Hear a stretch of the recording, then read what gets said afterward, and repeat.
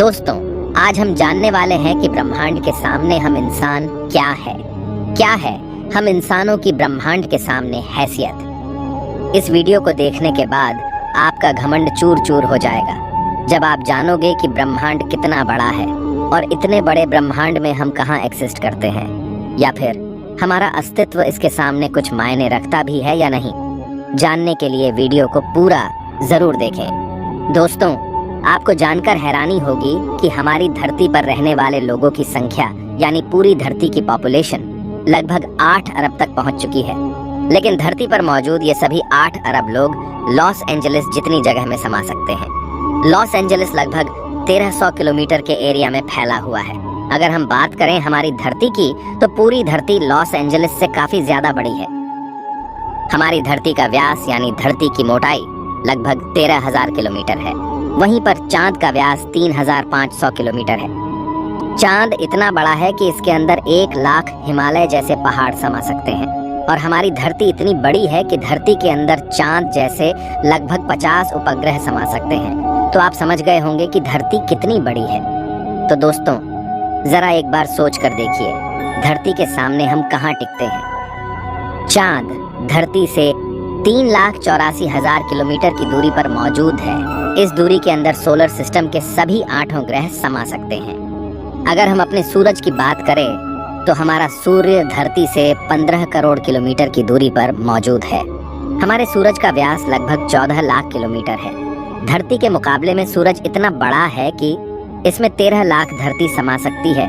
यानी सूरज की विशालता की कल्पना हम आंख बंद करके भी नहीं कर सकते। तो आप सोच लीजिए, हम इंसान सूरज की विशालता के सामने क्या औकात रखते हैं। न सिर्फ इंसान बल्कि सूरज की विशालता के सामने धरती और चांद की भी कोई हैसियत नहीं दिखाई देती। हमारे सौरमंडल के सबसे विशाल ग्रह जुपिटर के अंदर हमारी धरती जैसी 1300 धरतियां समा सकती हैं और जुपिटर जैसे 1000 ग्रह सूरज के अंदर समा सकते हैं। तो दोस्तों, सूरज न सिर्फ धरती बल्कि जुपिटर की औकात से भी कई गुना बड़ा है। लेकिन औकात की बात करें तो ये तो बस एक शुरुआत है। अगर हम बात करें पूरे सौरमंडल की, तो हमारे सौरमंडल का व्यास 287 अरब किलोमीटर है। इतने बड़े सौरमंडल में हमारे 8 ग्रहों के साथ 5 बौने ग्रह, लाखों एस्टेरॉयड और करोड़ों मीटियोरॉइड्स मौजूद है। सूरज से लेकर नेपच्यून तक की दूरी करीब 4.5 अरब किलोमीटर है। ऐसे में अगर हम सूरज से लेकर नेपच्यून तक सूरज की लाइन बनाएं, तो इस लाइन में सूरज जैसे लगभग 3000 सितारे समा जाएंगे। तो आप समझ सकते हैं कि सोलर सिस्टम की साइज के सामने सूरज कितना छोटा है। अगर प्लूटो से हम सूरज को देखें, तो हमारा सूरज प्लूटो से कुछ ऐसा दिखाई देता है। हमारा सौरमंडल प्लूटो के बाद भी कई गुना आगे तक फैला हुआ है। यहाँ तक हम देख चुके हैं कि सूरज की साइज भी इतने बड़े सौरमंडल के सामने काफी छोटी पड़ जाती है। अगर हम और आगे की बात करें तो सूरज से और भी बड़े तारे अंतरिक्ष में मौजूद है। ये है वेगा स्टार, जिसका व्यास 38 लाख किलोमीटर है और इसमें सूरज जैसे लगभग 20 तारे समा सकते हैं। इससे भी बड़ा तारा है आर्कट्रस, जो 3 करोड़ 60 लाख किलोमीटर चौड़ा है।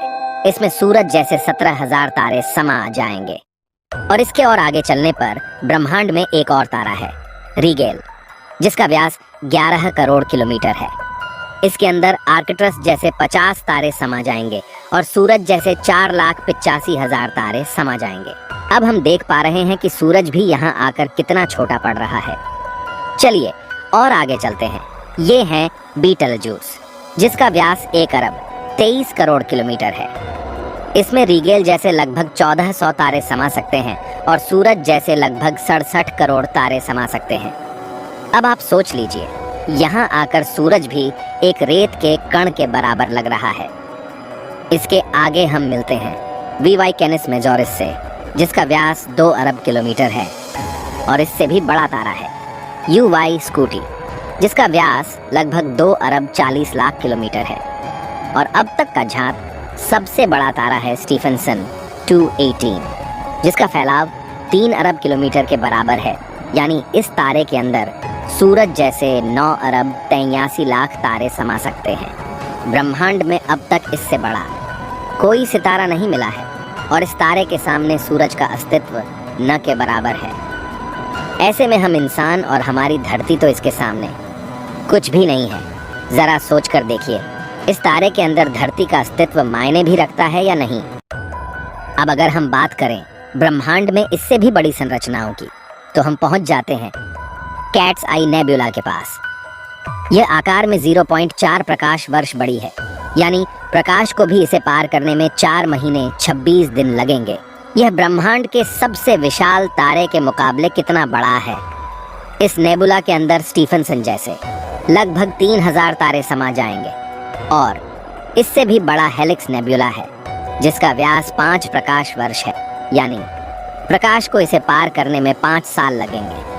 और इसमें स्टीफनसन जैसे 15,000 तारे रखे जा सकते हैं। इससे भी आगे है ओरियन नेबुला जो 24 प्रकाश वर्ष चौड़ा है, और इससे आगे हमें मिलता है ओमेगा सेंटोरी कंस्टलेशन जिसका व्यास 150 प्रकाश वर्ष है।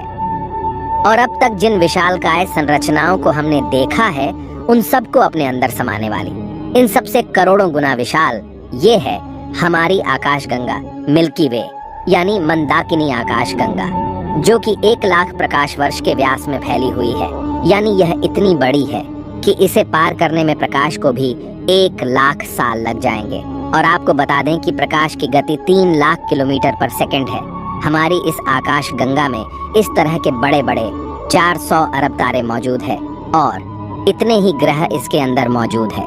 तो यहाँ आकर आप कल्पना भी नहीं कर सकते कि यह कितनी बड़ी है। इसके अंदर हमारी धरती खत्म भी हो जाए तो इतनी विशाल आकाश गंगा को कोई फर्क नहीं पड़ने वाला है। हमारा सूरज भी खत्म हो जाए तो भी इसे कोई फर्क नहीं पड़ने वाला। ब्रह्मांड का सबसे बड़ा तारा भी खत्म हो जाए तब भी इस पर कोई फर्क नहीं पड़ेगा। लेकिन ब्रह्मांड यहाँ भी खत्म नहीं होता है। इससे भी आगे चलने पर अगर हम हमारी पड़ोसी आकाशगंगा एंड्रोमेडा की बात करें तो ये हमारी गैलेक्सी से 2 गुना बड़ी है। इस गैलेक्सी के अंदर 10 खरब तारे मौजूद हैं। अब तक जाने गए सबसे विशाल तारे स्टीफनसन से इस गैलेक्सी को भर दिया जाए तो इसमें 40,000 खरब स्टीफनसन 218 जैसे तारे आ सकते हैं। अगर हम और आगे पृथ्वी से 23 करोड़ प्रकाश वर्ष दूर जाए तो हमें एक और आकाश गंगा मिलती है, UGC 2885 गैलेक्सी, जो कि 4,63,000 प्रकाश वर्ष के व्यास में फैली है। यह हमारी गैलेक्सी से 4 गुना बड़ी है और इसमें 50 खरब तारे मौजूद हो सकते हैं। पृथ्वी से 100 करोड़ प्रकाश वर्ष दूर इससे भी और भयानक और बड़ी गैलेक्सी है, IC 1101 गैलेक्सी, जो कि 40 लाख प्रकाश वर्ष के व्यास में फैली हुई है और इसमें 1000 खरब तारे रहते हैं। इसके अंदर 30,000 से भी ज्यादा मिल्की वे गैलेक्सी जैसे आकाश गंगाएं समा सकती हैं। और अगर हम इससे आगे चलकर और देखें तो इससे भी ज्यादा बड़ी गैलेक्सी ब्रह्मांड में मौजूद है जिसके सामने मिल्की वे आकाश गंगा भी कुछ नहीं है। पृथ्वी से 300 करोड़ प्रकाश वर्ष दूर ये है अल्क्यूनियस गैलेक्सी, जो कि 1 करोड़ 60 लाख प्रकाश वर्ष जितने व्यास में फैली हुई है। इसमें हमारी मिल्की वे गैलेक्सी जैसी 40 लाख गैलेक्सी समा जाएगी। अब हम ब्रह्मांड के काफी बड़े स्केल पर पहुंच चुके हैं, जहां हमारी गैलेक्सी, जिसकी विशालता की हम कल्पना भी नहीं कर सकते, वह भी इसके सामने कुछ नहीं है। लेकिन अब अगर हम और आगे चले और पूरे ब्रह्मांड की बात करें तो हमारा पूरा ब्रह्मांड जिसे हमने अब तक ऑब्जर्व किया है वह 93 अरब प्रकाश वर्ष के व्यास में फैला है, और इसके अंदर ऐसी 200 अरब गैलेक्सी मौजूद है। और ब्रह्मांड के सामने तो सबसे बड़ी आकाश गंगा अल्क्यूनियस गैलेक्सी भी कुछ हैसियत नहीं रखती। और जब इतनी बड़ी गैलेक्सी भी ब्रह्मांड के सामने कुछ नहीं है तो सूरज और धरती की तो बात ही छोड़ दीजिए। और हम तो इसके सामने कहीं नहीं टिकते। हमारे जैसे 8 अरब लोग, यानी हम सब पृथ्वीवासी मिलकर भी ब्रह्मांड के सामने कुछ भी नहीं है। बल्कि अगर इतने बड़े ब्रह्मांड में कहीं जीवन नहीं है और सिर्फ पृथ्वी पर ही जीवन है तो हम इतने बड़े ब्रह्मांड में काफी ज्यादा अकेले हैं। यहाँ पर ब्रह्मांड जो हमारी सोच से भी बड़ा है, ये पूरी तरह से वीरान है। अगर ऐसा है तो ये काफी डरावना है। ये हमें बताता है कि हम कितने अकेले हैं, और अगर इसमें जीवन है भी तब भी हम कभी इतनी दूर तक एलियन से नहीं मिल सकते, और तब भी हम अकेले हैं इस ब्रह्मांड में। जबकि यह ब्रह्मांड भी यहाँ आकर नहीं थमता, क्योंकि फिलहाल हमने इससे आगे देखा भी नहीं है कि ब्रह्मांड का विस्तार और कितना आगे हो सकता है। अगर यह कहीं खत्म होता है तो उससे आगे भी क्या और ब्रह्मांड है। अगर हाँ, तो क्या वो हमारे ब्रह्मांड से भी बड़े हैं?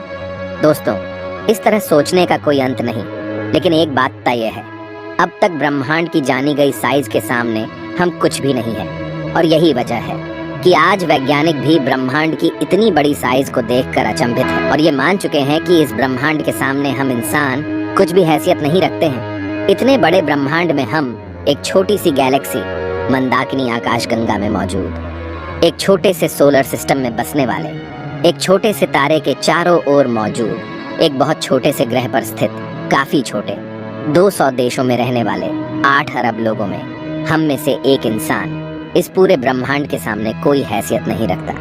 क्या आपके पास खुद पर घमंड करने के लिए कोई कारण है? किस वजह से आप खुद को स्पेशल समझते हैं? अगर आपके पास ऐसा कोई कारण है तो हमें बताइए।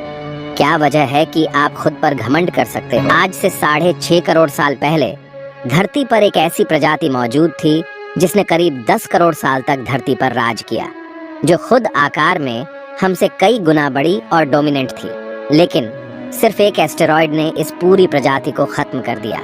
ऐसे में हम इंसानों की क्या हैसियत है? सिर्फ एक पल में ब्रह्मांड आपके अस्तित्व को मिटा सकता है, आपके वर्तमान को इतिहास में तब्दील कर सकता है।